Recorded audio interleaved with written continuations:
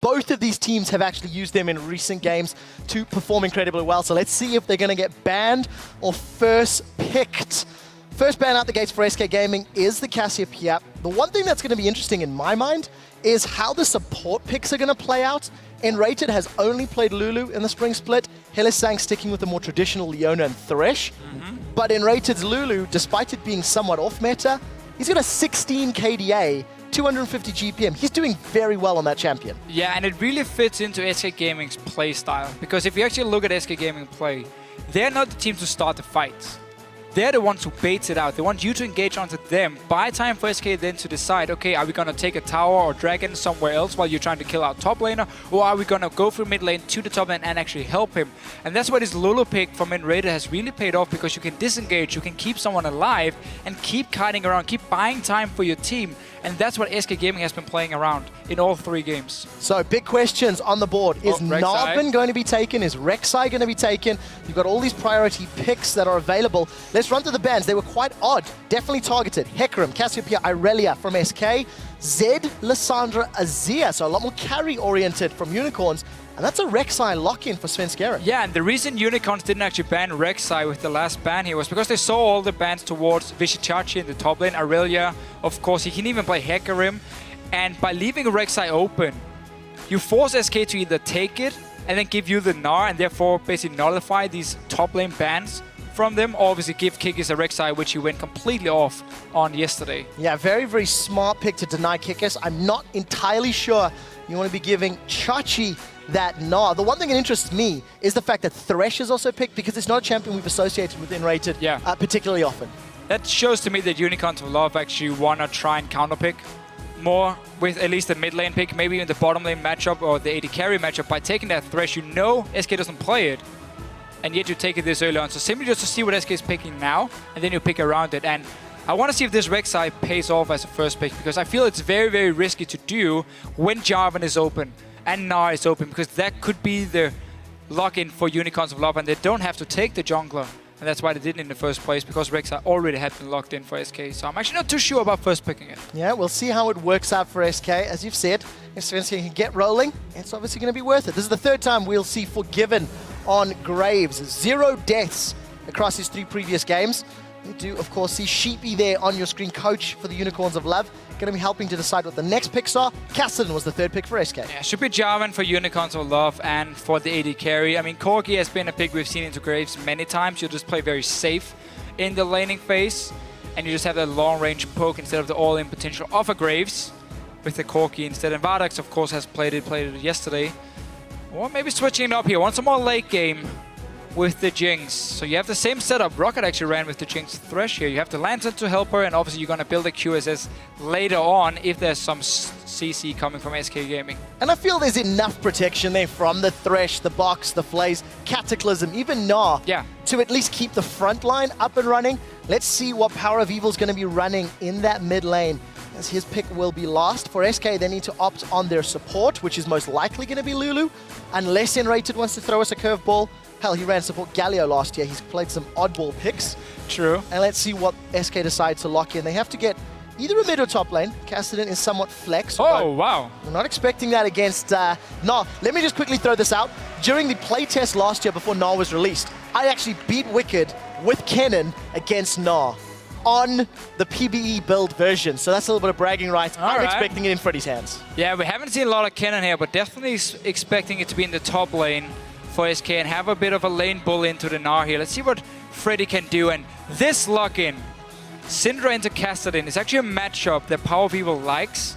And I want to see if he at level 1 takes his W instead of his Q, because there's now lower damage on the Q after the changes here in 5.1. The W does more damage at rank 1, and you can use it, grab the minion, bait out the shield from the Kassadin, and then you throw it at him and you actually win the trade one-on-one there. So we're going to have to see if he wants to do it, but all in all for Unicorns of Love here, you have the Glarvan, the combo. Gnarvan, yeah, that works. Combo would work, not the win combo. And obviously you have now the late game scaling of the Jinx with the mid game power of a Syndra. So Unicorns have a bit of everything here. Yeah, despite the fact that Syndra's laning phase is weakened, it did not stop Power of Evil to get a 14 KDA when he ran it last week, I believe it was.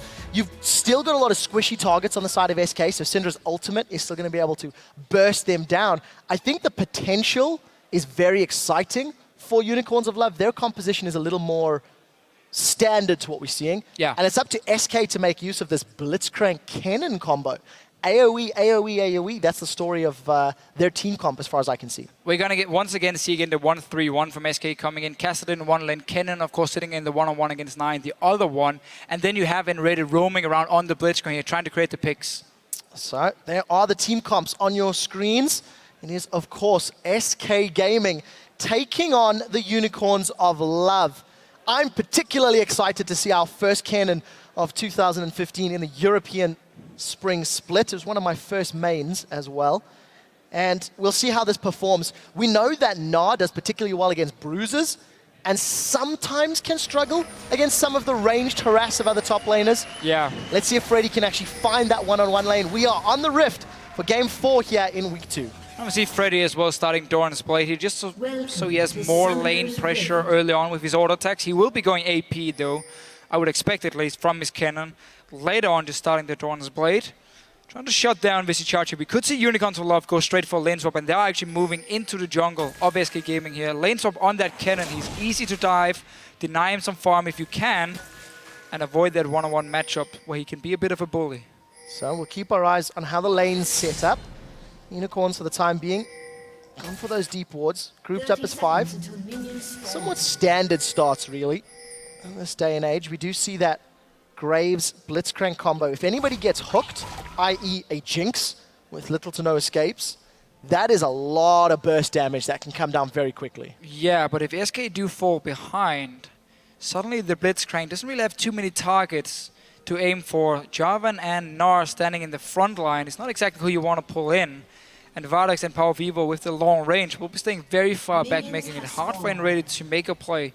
So it's going to really rely on how SK Gaming can play the early game and if Enrated can actually start roaming on Blitzcrank. Because the thing is, normally when you play Blitzcrank, it's a lot about getting deep wards down and like spotting where the enemy team is moving around so you can hook them from a blind spot and they have no time to react. But SK Gaming obviously doesn't play around that. I really like the fact you bring that up. Yesterday, Enrated had a great interview with me discussing their vision and said, well, if you don't have those deep wards, what benefit is it going to be? We do see that Power of Evil has started with his W, as anticipated, and let's see how he plays it out. We've seen Invade, though, onto the Gromp. Svenskeren is in trouble. Hillestang and Tashi, they force the flash. But that little trade we got to see in the mid lane is how Power of Evil will play with the W at rank 1. He takes the minion, and then he forces the Kassadin to fight a Q in his face, so that obviously the magic shield pops, but it only lasts for a second, and he just waits. Shield is gone. Then he throws the minion onto the Kassadin from Syndra here and actually wins out on the trade at level 1. But he will still be maxing his Q. Needs to get that fully stacked anyway for his passive. So we'll keep our eyes on that mid lane matchup. Power of Evil, one of the most prolific Syndra players here in Europe. And he's already demonstrated his abilities on the big stage. We do see the lane swap actually came down. It was Unicorns of Love that initiated it after getting the vision. And obviously having Hillestang with the help of Chachi to invade. Remember that they bullied out Svenskeren and got his flash early. Yeah, but due to that invade, Freddy actually picked up a lot of farm in the lane. And Freddy's one of the top laners who will always, even before the changes to experience here where it was longer range you could get it from, he would always go straight to his lane in a 1v2 and try and get some farm for himself. And it's actually worked for him, seeing as we had the invade onto Svenskeren. So 10 CS already level 2, close to level 3 for Freddy early on. So a decent start here for one of the energy-based champions that we don't see a whole lot. Takes a lot of poke from Vardax. A little more than he was anticipating. Still got that TP if he needs it. Put an early point in that lightning rush to get away from the poke. So let's see what Enrated can do. Trying to set himself up. There's no escape in PoE without his flash. Yeah, and same start for Enrated and SK Gaming in lane swaps.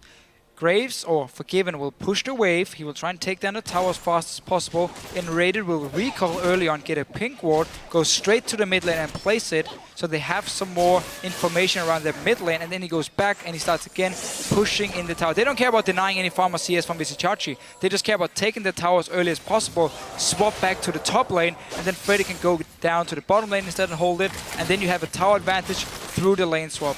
So, it's very clear, Deficio, you've got a grasp on how SK Gaming plays these lane swaps.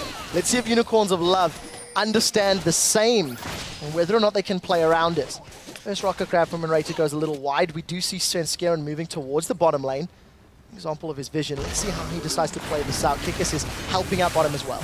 Yeah, and with the long range here and the safety on a cannon, Freddy's just standing 1v2 and he's not getting denied anything up in this lane. And SK really like to have these good lane swapping top lanes. When they play a Gnar, they go and get a camp at level 1 for Freddy so he gets instant level 2. And now though, taking a bit of damage. Oh, manages to get away from the Flame Chompers. Anton does get clicked by Vardag, so once Freddy is against the two opponents of the Unicorns of Love, he does get bullied out, but he's doing a good job nonetheless, keeping himself relevant.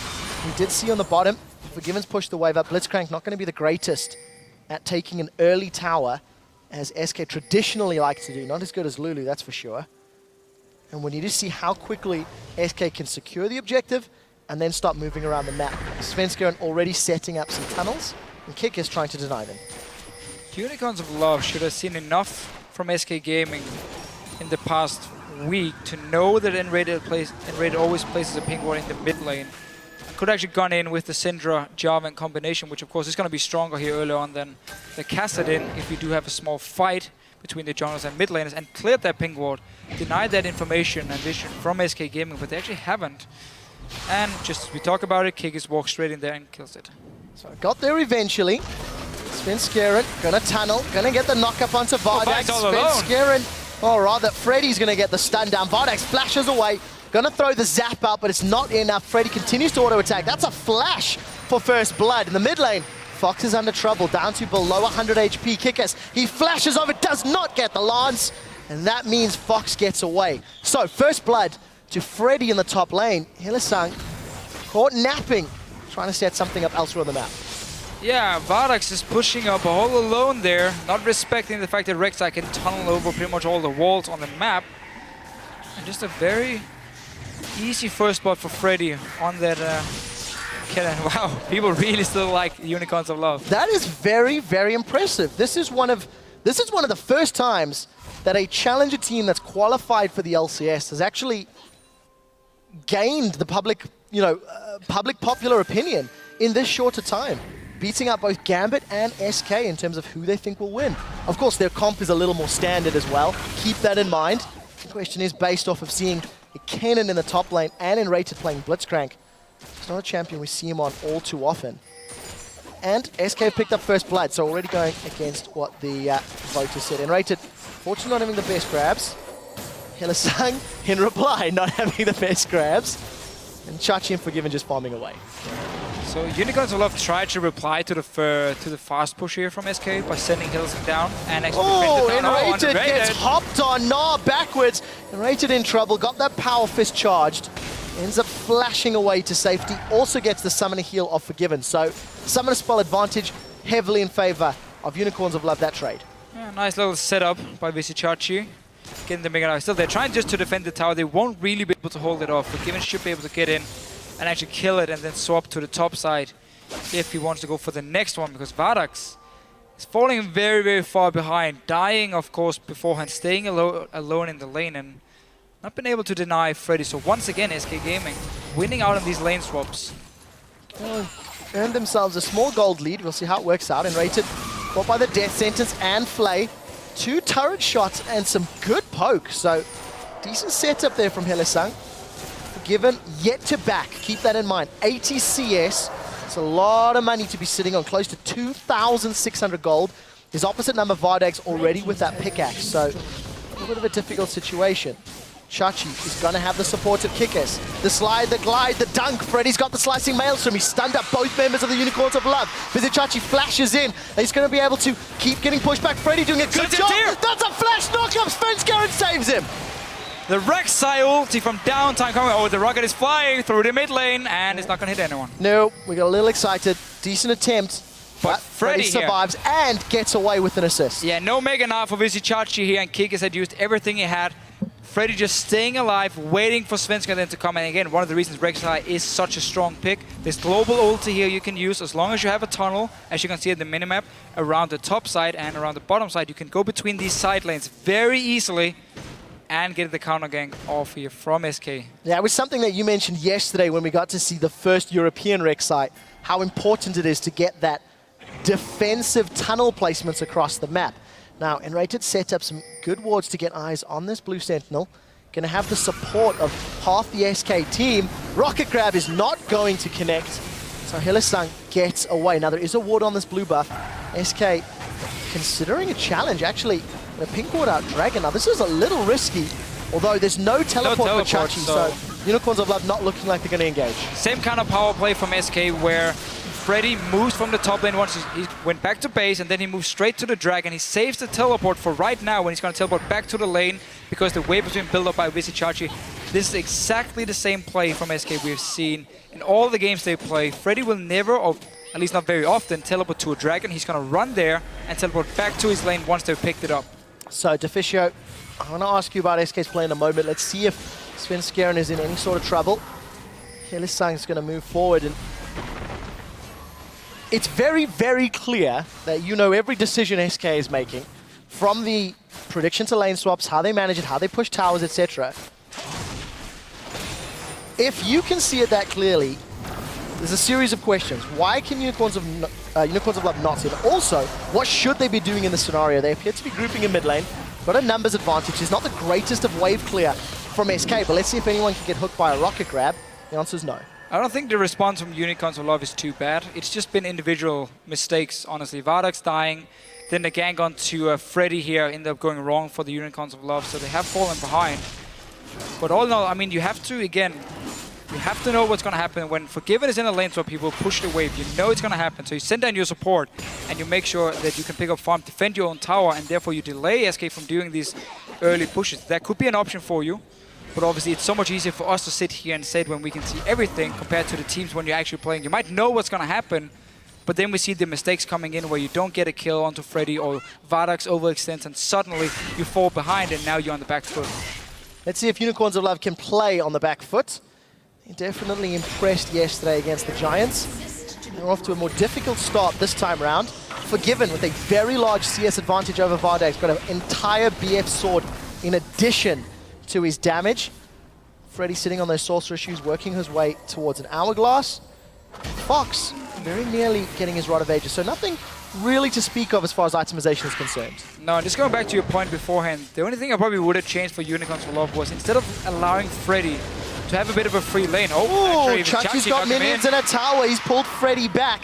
Slicing Maelstrom up though, and we'll see if this works out. Not only is Sven here Enrated, is trying to make this gank work even better. Footsteps, going to reveal the position of Chachi. He's got no flash available, nor does he have a Mega Gnar. Look at those steps, those little pings. Three members of Unicorns of Love. They've caught Svenskeren, they've dunked him, they've hooked him, they've pulled him backwards. That's a Death Sentence. Is going to land the kill onto Svenskeren before Rocket Grab replies onto the man who sentenced Sven to death. Hylissang and Sven go down 1-for-1. Yeah, now Unicorns of Love have to recall. Freddy is staying. You want to push down this tower here.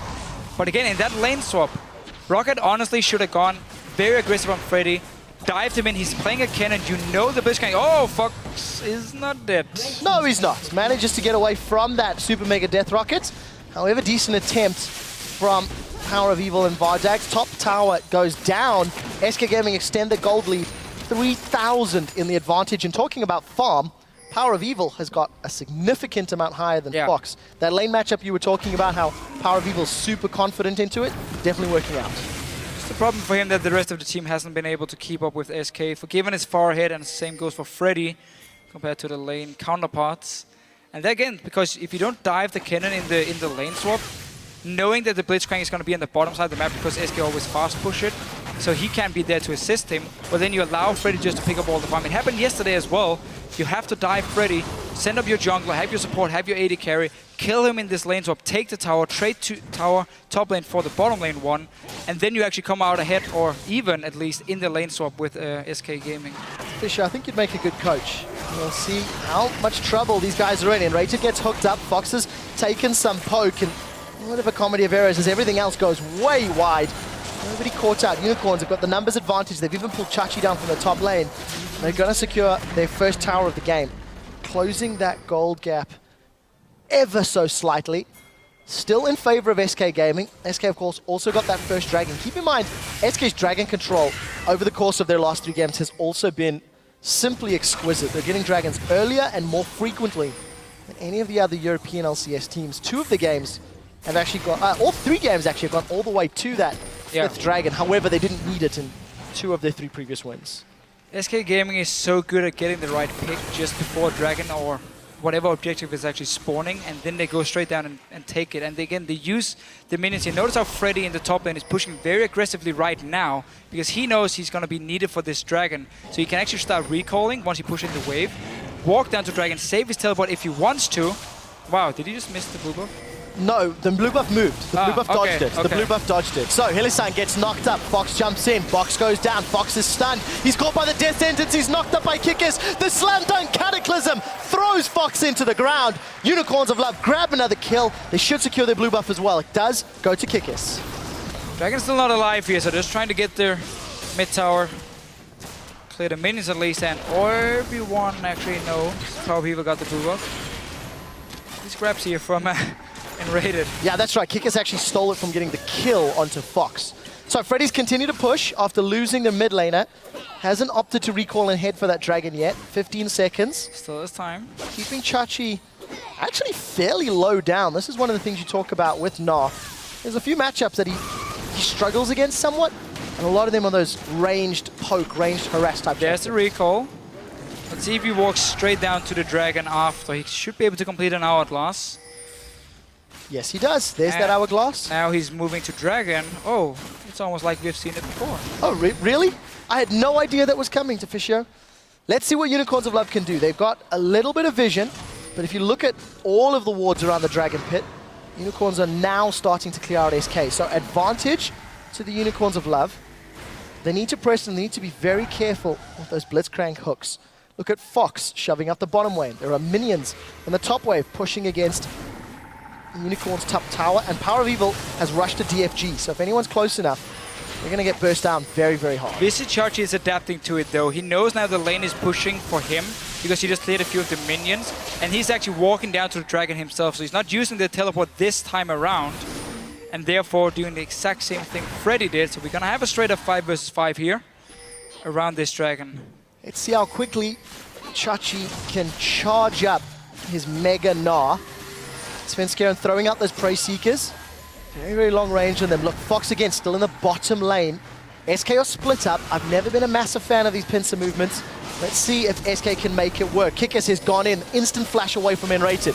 Unicorns of Love remain grouped up. Freddy's caught them. Slicing Maelstrom in the middle of the team. He's got the hourglass down. They've got Vardags. The damage is down. They follow up with Hilisan. The hop, the skip, the pounce. Chachi's jumped in. He's knocked up. He's down. SK Gaming trade 1 for 3, and they've got control of the Dragon Pit. Absolutely fantastic flank here by SK Gaming. Straight onto Vardags. He dies instantly, even flashed into the wall here. And once he's gone, well, SK Gaming can just roll over Unicorns of Love here.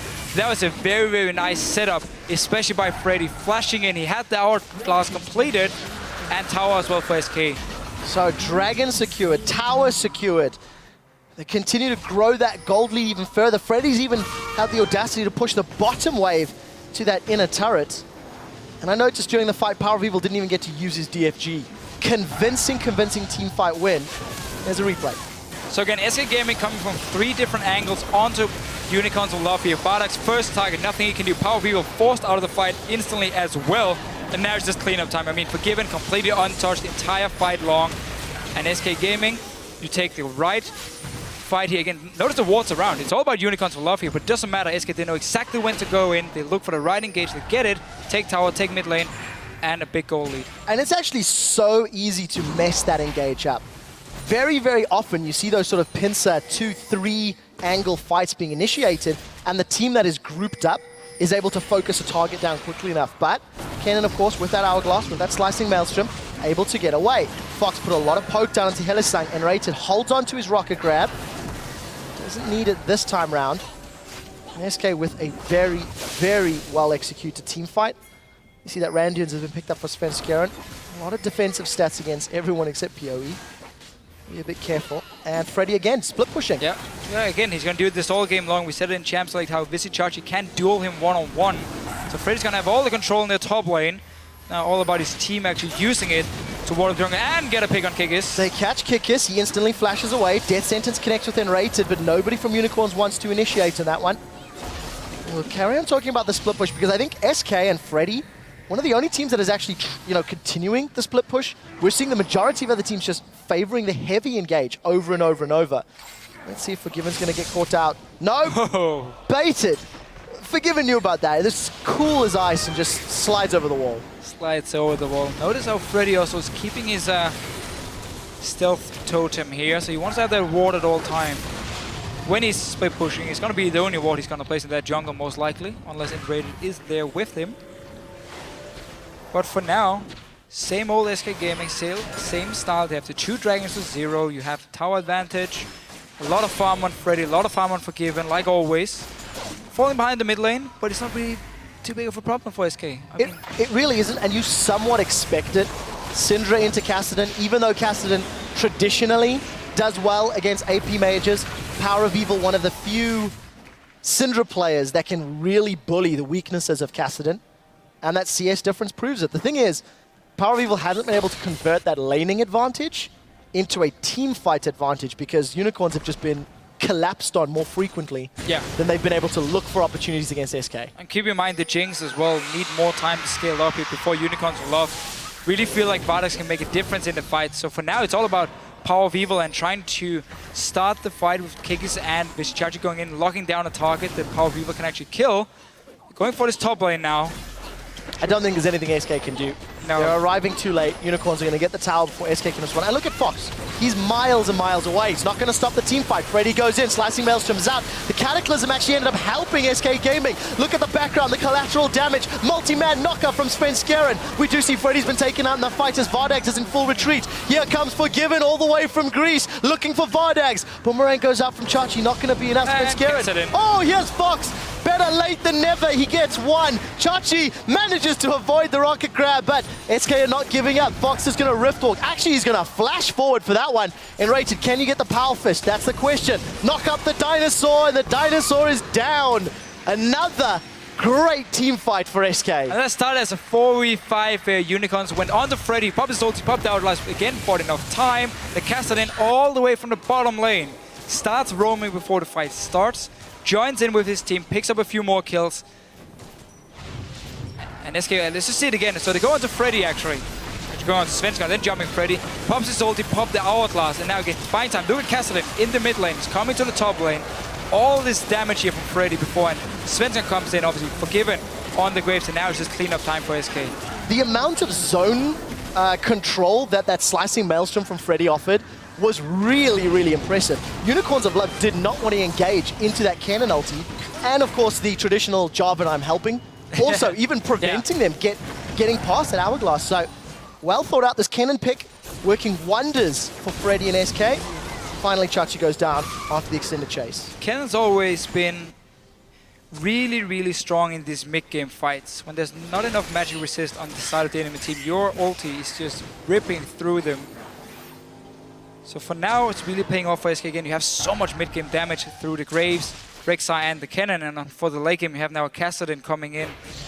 So unless Unicorns of Love can actually hold off, waiting for Vardax to get to a late game point where he can become relevant, then they might be able to take a fight, but it's going to be so hard because the flanking potential of SK is insane, and you always have to respect the Blitzcrank as well. Well, if Unicorns of Love were taking notes from the Roccat game, maybe they can figure out how to dig deep. Push the game to late. Kikis looking for another engage. Nothing being presented at the moment. Once again, look at Fox. He's a day and a half hike away. It's always a 1-3-1 from SK. Make sure you get farming your soul laners at all time. Leave Forgiven in the mid lane. and then you just start reacting to what the enemy team is doing before they even realize you're actually moving up there and being ready to fight. They think they have an advantage, they don't, because you're already moving in as 5. Fox was 40 CS down from Power of Evil. That has dropped to around 20. SK have grouped up in the middle. The Unicorns are pushing top. Let's see who's going to get the advantage. 3 towers to 2 thus far. We see SK Gaming pushing the inner turret. Look at the top. Freddy's trying to hold off 5. He's been gnawed against the wall. 5 members of Unicorns of Love. They're pushing to the inhibitor turret. Fuzzy Chachi's recalling. 4 members of SK Gaming are pushing. Collateral damage used from Forgiven to clear the wave. Inhibitor's going to go down for SK. Is Chachi going to try to defend this? What are Unicorns doing? Unicorns are opting. They're indecisive. SK are sticking around. Look, Fox is starting to recall before finally SK back off. And this game is now blown wide open. Top inhibitor down for SK, mid inhibitor down for Unicorns of Love. Yeah, that was a good trade by Unicorns of Love. They got a kill, they got inhibitor as well, despite being so far behind in gold.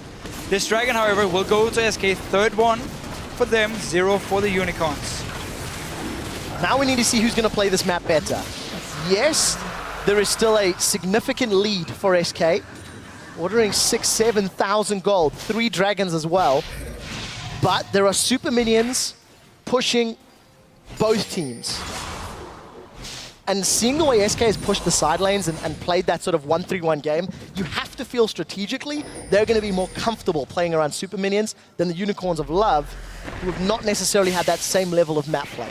No, but we have to keep in mind, sitting in the mid lane is always a lot easier playing those super minions, because obviously you can just move to either the side lanes if you need to. So Freddy should be the guy going dealing with the super minions later on, as he has the teleport. And also we see Unicorns of Love here, knowing the top lane is going to push straight for the bottom side. SK moving down, all 5 guys. So, Slicing Maelstrom not available for a few more seconds. Freddy gets caught out, he's knocked up. Here comes the hop from Chachi. Cataclysm gets put out. We do see the Super Mega Death Rocket going out. It's not going to kill anyone yet. Unicorns of Love still looking for the fight. Kickus is in trouble. Here comes Svenskeren. Queen's Wrath spinning around. Freddy's the first one down as Vardax continues to put the damage out. Zap goes wide. Svenskeren's knocked against the wall. Unicorns of Love are clawing back the fight. 3 kills and a tower. SK cannot defend this inner turret either. No, and this time around here, SK didn't manage to get every single one down to the bottom lane before the fight really started here. Freddy went down, super minions are pushing on the top side. Forgiven has to go back and clear them. There's 2 super minions pushing up. We did see a rift walk there just to get away from Hillisang's death sentence. Unicorns of Love were 8,000 gold down. They stuck through that base race scenario, get an inhibitor, and now find themselves 3,500 gold down, closing that gold difference by 8. And very importantly, now pushing SK into the complete defensive. Yeah, very surprising. SK wanted to take that trade with the 2 inhibitors, despite them being so far ahead. They didn't have to. They could have just stayed bottom and actually defended. Held off the Unicorns. But for now, we see SK finally actually being challenged by the Unicorns of Love. Super, super interesting twist of events. That 5-man stack from Unicorns, well-timed. And of course, SK opting to go for the aggressive play. I mean, both teams choosing to go in, which is what allowed them to get those exposed inhibitors. So all the damage to the Nexus turret will very, very slowly regenerate. There's no margin for error. And I think you're right, Fisher. This is the first time that SK has actually even been pushed this far into their base. Their 3 previous wins are very, very one-sided. Unicorns, if there were a team to challenge the top, Cyanide said maybe, I like the new Lemon Dogs. But they've got to win this to actually claim that title. Yeah, I really like the engage from Kikis beforehand in the bottom lane. Knowing that N-Raider was running from mid lane, knowing someone was coming from base from SK, they knew, okay, they're not 5 yet. Let's go for it. Last time we got burned because we stayed around, we took too much damage from Freddy, but this time they just locked him in and actually stayed away from him, killed him once he came out of the hourglass, and suddenly they could win the team fight. So Unicorns of Love here, again, staying as a group, because for them, it's all about these 5 versus 5 here. For SK, it's about flanking around with the cannon, flanking around with the Cassidy, if you want to try and kill Vardax or Power People in these fights here. And of course, Vardax, not a massive amount of sustain to speak of. It's got that Phantom Dance, Infinity Edge. Forgiven on the other side, Infinity Edge plus Bloodthirster. If Vardax is given any amount of time, he's going to potentially shred through HP bars, but he needs some armor pen to get through all that armor Svenskeren stacked up. Yeah, Last Whisper will be, or should be, the next item for him, followed by a BT. And now obviously Super Minions pushing in, forcing Unicorns to go back and clear them. 3 dragons still for SK to 0, so we have that time bomb that Unicorns of Love have to worry about. They can't give up the next one, because then they will be forced into fighting in a bad position suddenly. Well, let's see how SK decide to play around that dragon and whether or not Unicorns are actually going to look to challenge. Because truthfully, Unicorns have been out of position and bullied away for the 3 previous dragons. It's been complete controlled by SK. Unicorns have got 2 minutes to try set up. And look at all the vision on Baron. We could have a trade scenario potentially in play. Yeah, so the thing is, again, for SK, normally when they take a Baron, it's because they've just won a team fight and then they rush into Baron, so they don't have to set up all these pink wards here beforehand, because they're never going to have enough green wards to completely ward up the enemy jungle and actually bait out a Baron and force people to face check you. They're never going to have enough because they don't buy them. So they have to get kills if they want to take the Baron. And we see Unicorns just walk straight in, clear them pink wards. No real threat. Not even sure why SK placed them just to back away. That's like 200 gold wasted. Well, you don't need wards when you've got brains. That's what Rated was saying yesterday. 114 on that Blitzcrank. One magical hook can be the game changer at this time, especially with an exposed inhibitor. Dragon's up in a minute. No vision around Dragon for SK Gaming. Pretty deep wards for Unicorns of Love, actually. If you look at SK's red side jungle, let's see if Unicorns can make use of that information. And Rated, not going to try the Rocket Grab steal. It didn't work out last time. Not needed this time either, and Power People will secure that. So, tense stuff as Dragon's getting closer to spawn. Yeah, and Forgiven again on Graves. He did the same yesterday, going for this build where he just want to do as much damage as possible on his spells. Buckshot, of course, and his ulti, where he's just going for heavy AD, and obviously you get some armor penetration now from the Ghost Blade, and it's all about these 6 seconds now where you got that extra attack speed from the Ghost Blade. That's what he needs to make real use of if he wants to be a big force in the fights, which he has been already. 0 deaths to his name across 4 games. A combined 38 KDA. Unicorns of Love could take that little badge saying, I killed Forgiven first in 2015, but they need to get the fight. They're pinging the Baron here. For Dragon. They want SK to go for the Dragon and instantly just rush over to the Baron here, knowing that SK is very far away and there's no wards on the Baron either from them. They're going for it, but SK should be able to react in time. They're running straight from the Dragon. Vardax has got a lot of damage. Baron's not going down quickly enough. Power of Evil trying to run interference. Let's see if he can hold them back for long enough. Baron down to 50. Fox trying to chase. Baron continues to tick away. It's down to 30% HP. SK are in place. They pulled out Chachi. Chachi's thrown and rated against the wall. The first victim will be Hillesang, as we do see Baron was secured by SK Gaming. They've stolen Baron. They've taken down 3 members of the Unicorns of Love, and the Unicorns Gambit has not paid off. SK get both objectives and the team fight. Yeah, completely backfired here by Unicorns of Love. Chachi trying to execute himself. Or is SK just going to dance around? Doesn't even matter, because SK got the Baron, they got the kills, they got the 4th Dragon. Next one, of course, is going to be the big one for them. And Rated landed a hook. Didn't even need his ulti.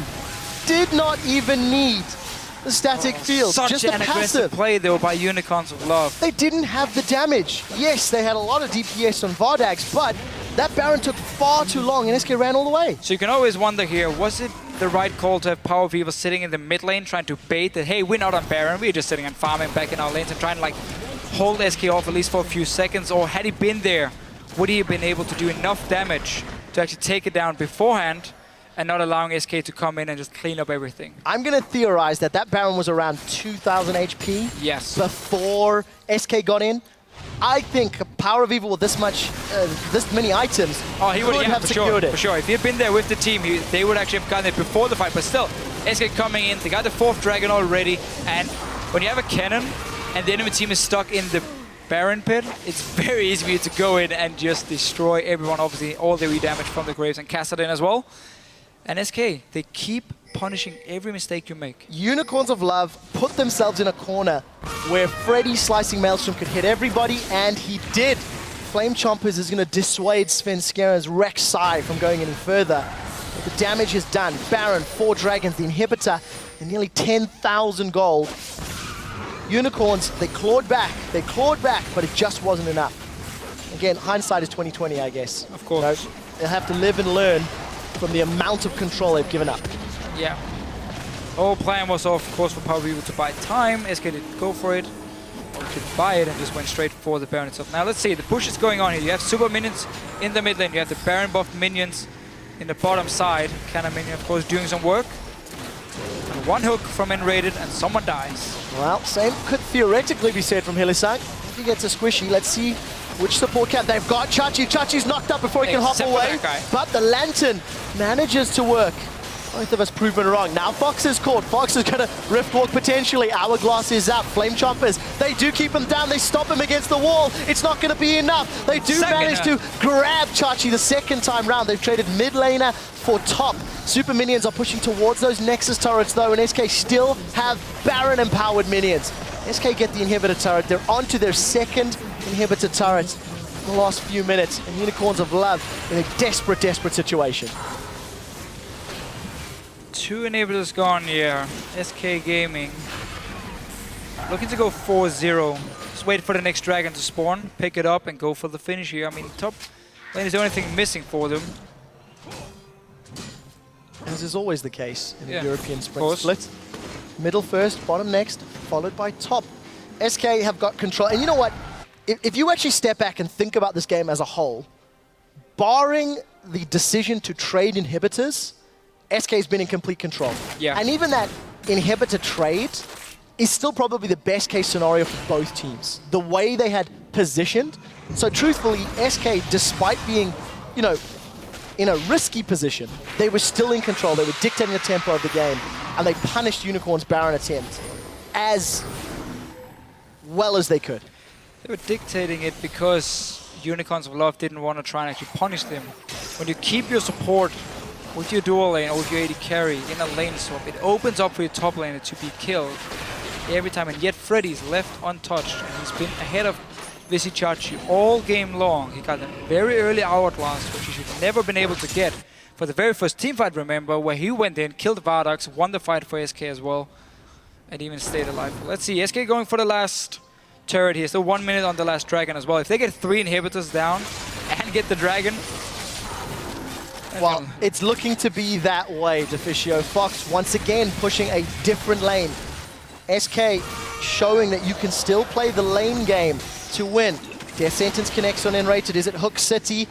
No, because the Rocket Grab is not fired. Svenskeren continues to poke, seeking out prey. He's caught Kickers. He's knocked up Kickers, but Kickers flags and drags to safety. Look at Forgiven. Got that Hourglass, rather, the Ghost Blade active already used. Yeah, no minions left in the top lane. Even more attack damage for Forgiven here. He just wants all the burst for when N-Rated lands the hook. He has all the burst in the world to kill them. Vardax taken out by Fox. Kickers hooked once again. Flashes this time round. Collateral damage is out, and Chachi's about to go Mega Gnaw. Is it going to be enough? Forgiven gets tagged by that laser just a little bit, but remember, there's no ADC for Unicorns of Love. Fox soloed him. Flash, Freddy's against the wall. Hourglass is up, but there's no slicing Maelstrom yet. Freddy's in trouble. We do see him going aggressive nonetheless. Power of Evil in the background is going to get taken out, as is Freddy. And Rated being burned down by that laser. Kickers will be the next victim from the Unicorns of Love, and Fox is moving forward. That's Svenskeren with the knock-up, and Forgiven continues to pad his stats, continues to get assists on the board. SK Gaming are on the Nexus turrets. They've taken down the Unicorns of Love in 37 minutes. Another decisive win. SK stay at the top of the table with Fnatic at 4-0. And Forgiven still hasn't died. The guy just refused to die. This game is not over yet, actually. And there we go. Next has gone down. We needed to hear one more Rek'Sai squeal. SK Gaming at 37 minutes. Dominating the Unicorns of Love. It's just great. Their map play, their decision making, timing of engages. You know, I gave them a lot of praise in the pre-game, and they've yet again lived up to it. 4 games in a row. Very true. Forgiven still unkilled. He was 31 KDA coming into this game, plus 12. He's now 42 or 43 KDA. When is this man going to die? Yeah, absolutely insane. Well, as long as teams don't really do anything to try and punish SK Gaming, he won't die, because they can keep doing this. They keep making the right calls, take the right team fights. Yes, okay, we talked about how trading inhibitors weren't really in favor of SK, but apart from that, I mean, everything else was just in their favor. Unicorns tried to risky play the Baron. They really sealed the deal of this game here, where SK picked that one up and just got so far ahead. Before the game started, we heard from Visichachi about how important Gnar is to him and his team. We know how popular it is, how Freddy's used it himself. How long has Freddy and SK been sitting on this Kennen strategy? And also, what does this do to every other team in the league? if you see that SK are not going to first pick a Gnar, and you want to play Gnar, are you going to be able to beat Kennen? That's the question that they're going to plant in every other team's mind. It won't do anything, because you're going to lane swap again, and you're going to kill the Kennen in the lane swap. You're not going to let him just sit and free farm all game long, so he gets so far ahead of your Gnar that you can't do anything. I don't think teams are going to look at Kennen and say, oh, we can't play Gnar into it. It's going to be impossible. No, they're going to look at the lane swap from SK. Same thing for the last 4 games and say, okay, this is how they do it. Let's try and be more aggressive here. Let's try and use the fact we know they are fast pushing their turrets. We know the support is staying with the AD carry, and so on, so on, so on. That's what teams need to do. There's no change in the way the teams play against SK Gaming. They play the same style. Every single game is the same. You don't buy any wards, but you know exactly where to be in the map. You know how to play the lane swap. And because there's no reaction from the other side, well, it works for you. And you get into this mid-game point where you are heading global goal because you got all the outer turrets, and suddenly you're just too strong for the other team to fight you. If any of the other coaches or analysts are listening to our post-game, I might be totally wrong here, but it's how it laid it looks. out for you. It sounds perfectly reasonable and logical to me, and I do agree with you. But I still think the question is going to be there. The doubt is going to be there. How often do you see a Kennen at this level of play? Of course. How often do you anticipate the damage in the CC? We saw how much Unicorns of Love was respecting that slicing Maelstrom in the top lane engage fairly early on in the game. Nobody wanted to cross that border. Nobody wanted to step into it. And talking about the Kennen and how well Freddy's playing, he continues to perform. Yeah. Last week we heard from, or was yesterday we heard from him saying, this is the first split where there's expectation on his shoulders. And I think he's living up to it. I think he's living up to the level that people expected from him. Yeah, and now he has 2 carries to actually help him. Before, go back to Worlds. Everyone was just going to ban out top lane champions against Freddy because, okay, we don't care about Candy Panda, we don't care about Justice, it's all about Freddy here. Now you have a new mid lane, a new AD carry who can actually win games for you. So suddenly it's not all about Freddy doing all the work here, and of course him and Svensson together. That synergy they do have, and we have seen it time and time again, they keep using it. The first gang in the top lane on Freddy, Svensson joins in with his ulti, suddenly turn it around, and again, advantage to SK. The other side is Power of Evil got his legendary Syndra, and it didn't matter. I didn't feel any of his picks were super impactful. I didn't see any of those scatter the weak stuns keeping SK on the back foot. Yes, Unicorns of Love fell behind early, which makes it more difficult to have those straight-up fights, etc. But this is a champion that Power of Evil has single-handedly won games for his team in the past, and it was next to nullified this particular game. You never felt like Fox, despite falling behind in lane, he didn't give up solo kills. He wasn't overly punished.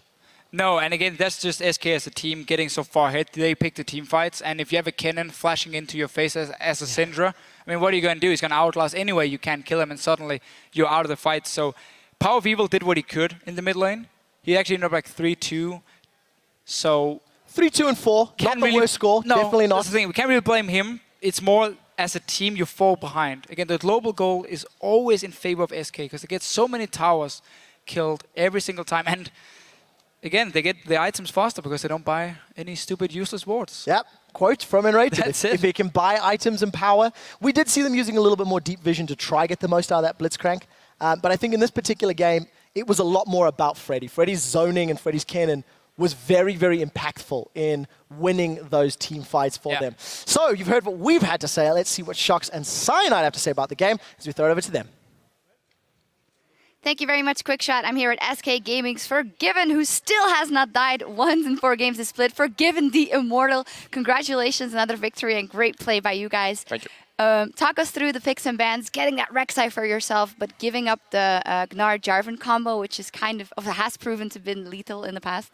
Yeah, I think you all tried, because we were on the purple side, to leave as many picks as possible. It's because we take like 2 picks per rotation.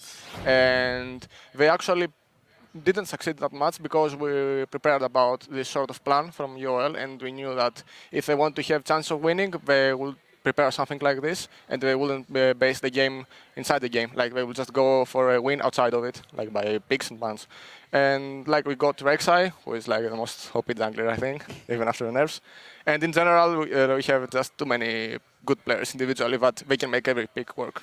So you banned out a lot of top laners and you let them have the Gnar. Then you pick Kennen. Was that like some sort of plan that Kennen's really good against Gnar, or? It's just that they have like 2 static picks actually. They had Syndra and Jinx, and in general, except like if you think the team fight, how it will going to develop, like Gnar and Salva will just jump on me, or they will just try to create a team fight via they can just pull out a combo for 5-man stun or whatever. but they were actually like 3 versus 3, and our 3 were better than theirs. And like Freddy will just go in, pop an ultimate with a flash, and whip. That's it. You guys are winning all the lane swaps so far, and were you surprised to see them lane swap even when you had like a Blitz, which is like not the strongest pick, 2v2? No, I mean, UOL, we played like, I think 28, 29 scrims, maybe less. They lost every single bot lane, so we were actually expecting that. Oh, okay. You were mentioning the team fight and how you would match up versus each other. So let's actually get a replay up on the screen for one of the beautiful team fights. Actually, a beautiful flank by Freddy when you guys, when Unicorns of Love are in the river. Let's roll the clip and Forgiven talk us through what happens there if you see Freddy coming in. Yeah, I mean, we see Jinx misposition really hard, and like Freddy calls that he will engage. I will just prep my ultimate, and everyone else will just go to either Syndra or whatever the priority target is. And like with Syndra and Jinx out of the fight, it's pretty much easy, like just clean up, you know, nothing else. Yeah. So you guys are getting all the Drakes almost so far. Do you think the meta is a lot about getting the Drakes? Like you put a lot of focus into that? Well, it's just Baron Dragon. If we can't take towers, we have to take something. We can't just farm everywhere. Yeah. So if people just unwarded and they don't like care about Dragon, we will just take 4 Dragons before 28 minutes, and then we will just contest the first, and we will die. Yeah, seems like a lot of teams don't seem to care about the dragons because you're getting them all. Interesting that you mentioned the farming. It was kind of like Forgiven's farm simulator there for the most of the game in the beginning. Is that like a conscious choice that you know that you're not going to be needed anywhere else before any team fight occurs? I just try to farm everything before any single team fight happens, so I can provide my team the most ridiculous advantage I can provide by myself. And if people just don't punish it or they just are ineffective into stopping me doing that, I will just farm everything and I will be like 4k gold or more ahead every single time. Mm-hmm. You guys were actually a lot gold ahead, I think 8k gold at one point, but then the base race happened. It was sort of a base race. You traded inhibitors. Let's get the replay up on the screen of that base race because somehow the Unicorns of Love got back in the game. Let's roll the clip and talk me through decision making when you saw that they were going for that top turret. It was actually a 50-50 call, like Freddy called that he will just go in to stall them from taking everything in hope of he maybe takes a kill, would just push mid, and ultimately I think the result of it was okay because we were the team that was ahead, and like we just took the mid inhibitor, which is the most important. UOL tried to play it after by pushing bot lane, which is inefficient, and we just had to basically wait for 5 minutes and then play out of that back again. So you guys were not too phased by that they took the inhibitors, you just kept No, we just wait. You just wait. It all seems so simple. Yeah, there we see that you guys trade the inhibitor. You guys ended up with a mid inhibitor, which was really good as well. Let's fast forward to another phase in the game when the Unicorns of Love went for Baron. Another risky move on their part. Let's get that replay up on the screen as well. And Cyanide, I wanted you to talk through this one because you were the Smite King once, but Svenskeren does a good job here. It was really nerve-wracking because the Baron was going, let's roll the clip here. It'll roll in a second. The Baron was going down really fast. I thought maybe they can make it, but Freddy and Svenskeren just flashed really like insanely bravely into the pit, and Svenskeren somehow gets it. I don't know how he does it, and it just clean up duty at this point, and it just game-ending Baron right there. And Cyanide, in this case, the Unicorns of Love, was it good of them to go for that bold Baron call, and should they maybe just have positioned differently because you're in the pit against the cannon and your AP carry is outside? Yeah, it was a bit awkward because even if they ended up getting the Baron, they would have all died. So I don't know if it was really a smart call, if they were just a bit faster. Yeah, you agree. I thought you wanted to say something there that you... No, I just think that UOL have really high potential. I mean, I see like their mid laner, the top laner are one of the best players in general of the league, and I think if they can improve as a team and not focus on individual targets or in general individual improvement, they can have a great future upon them. So you have 0 deaths so far in the league. Does that get into your head at all? Like you're, oh, I kind of don't want to go in because I might die, or you're just like, screw it, if I die, I don't care. I don't care if they come. If they overcommit from me, they will die from the rest of my team. It's just that people were efficient in diving me or giving me a hard time team fighting, so I just take advantage of it and I will position as much aggressively as I can, and I will just flash QSS or heal or whatever I can in order to just save myself. Why did you decide to build the attack speed pretty late in the game? You went for the Bloodthirster and the Infinity Edge first before you went for the Average Blade and then eventually Static Shiv?